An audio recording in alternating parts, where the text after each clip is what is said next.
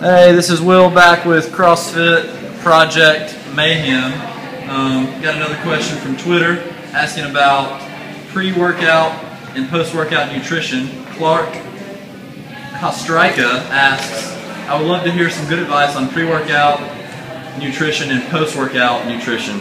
So here we got my buddy Paul here.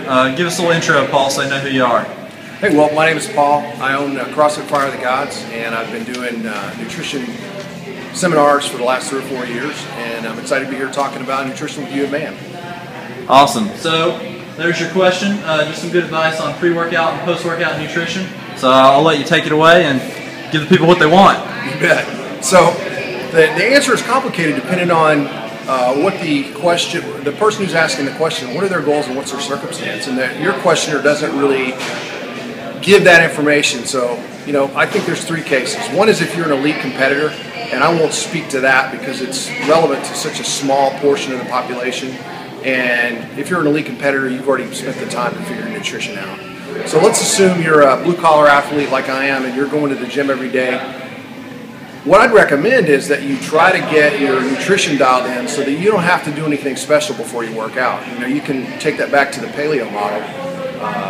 Paleolithic people didn't have some pre-workout thing before they went and chased down their food or got into a fight or ran away from a lion. So there's no specific reason why you should have to add anything if you're eating properly day in and day out, which is what ideally we want to get to. That said, some people get sick if they don't have a little bit of food before they work out, and some people get sick if they do have a little bit of food before they work out. So some of it's very individual. Most of the time when folks are doing pre-workout nutrition, they're trying to load themselves up on enough carbohydrates and get them through the workout.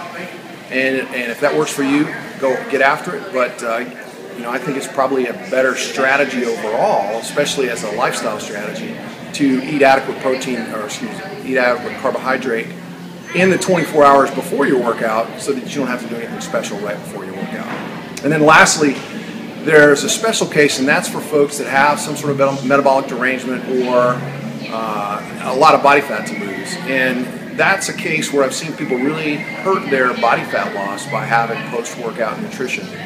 So if you're in that case and you feel like you need post-workout nutrition, be really careful about the quantity and the amount of carbohydrate. What you ideally may need to replace is a little bit of protein and a little bit of fat, but minimal carbs, so you give your body that demand signal to run on fat, and that will accelerate the benefit you get from your workout.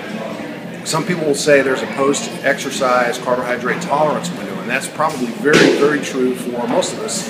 But if you're struggling to lose weight, don't use that window to get more carbohydrates into yourself. Use that window to let your body be deprived and have to make energy for itself by converting fat into energy. So, sorry that's a little bit complicated and long-winded, but it is a relatively complex topic, and you have to test some of these ideas for yourself and see what works for you. And in the paleo style, they'll recommend applesauce, sweet potatoes. Many people find they can do well with rice, and for CrossFitters that are coming in 4 or 5 times a week, you're probably going to have to go to some of those sources to get the minimum necessary amount of carbohydrate to fuel your workouts every day. And thanks, Will. My name is Paul Eich. You can find my blog at CrossFit Fire of the Gods, fireofthegodsfitness.blogspot.com. And thanks. All right, thanks a lot. Keep the questions coming. #CF Project Mayhem, and subscribe to our YouTube channel. See ya.